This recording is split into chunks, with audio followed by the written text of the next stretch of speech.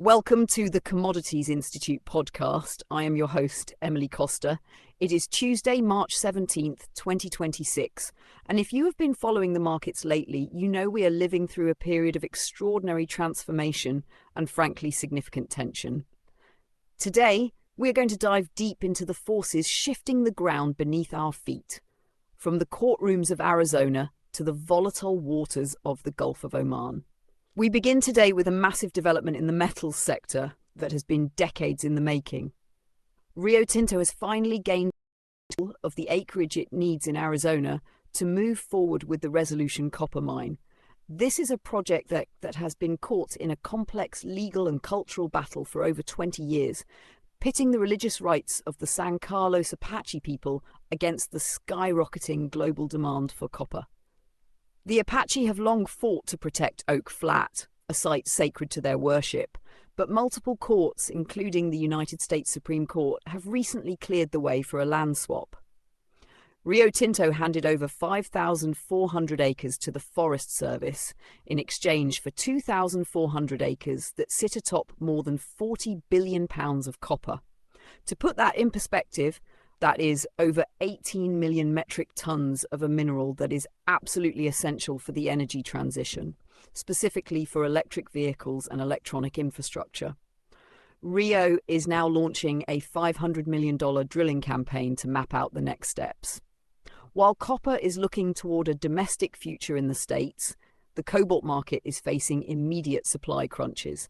Glencore has been forced to pull significant cobalt stocks from China's Wuxi exchange just to meet its existing commitments to battery makers.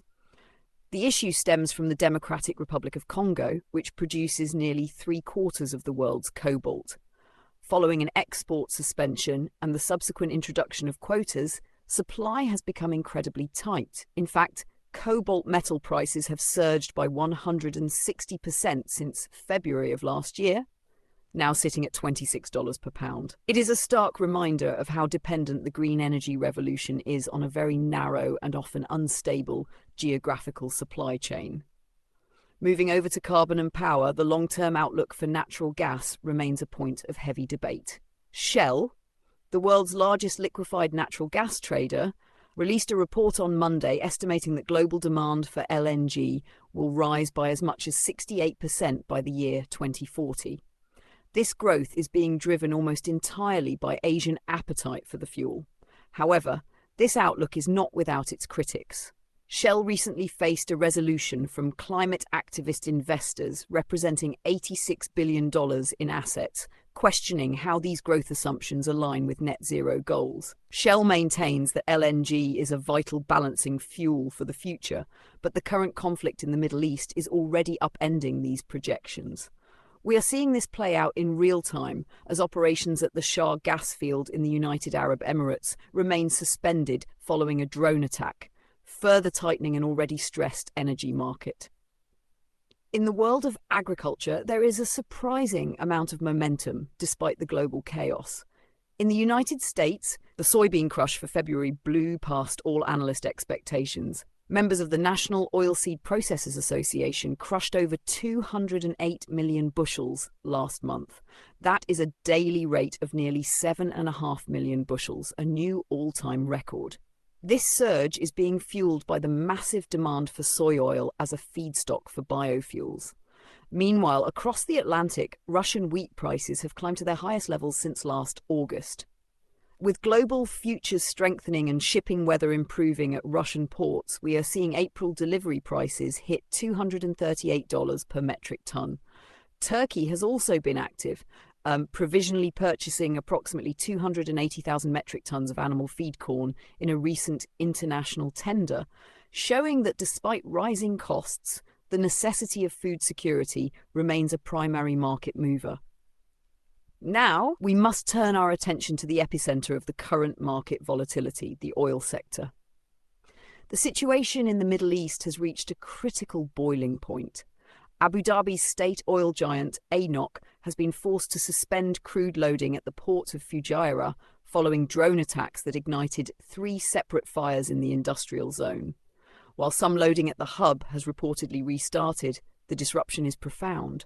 Fujairah is the primary exit point for about 1 million barrels per day of Murban crude, which is roughly 1% of the entire world's daily demand. Because of the ongoing war and the effective closure of the Strait of Hormuz, a waterway that normally handles 20% of the world's oil, Middle East crude benchmarks have soared to all-time highs.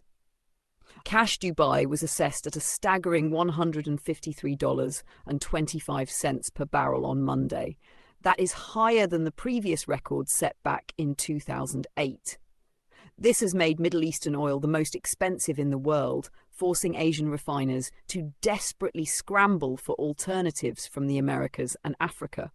We are hearing reports that premiums for Brazilian spot crude have hit record highs of $12 to $15 above the Brent benchmark. The trade of Middle Eastern oil has become so distorted by thin trading and the exclusion of certain crude grades from pricing benchmarks that some traders are arguing these benchmarks are essentially broken. Finally, we look at dry freight, where Guinea is contemplating a major policy shift. As the world's top bauxite producer, Guinea is considering export quotas for its mining companies as early as this month.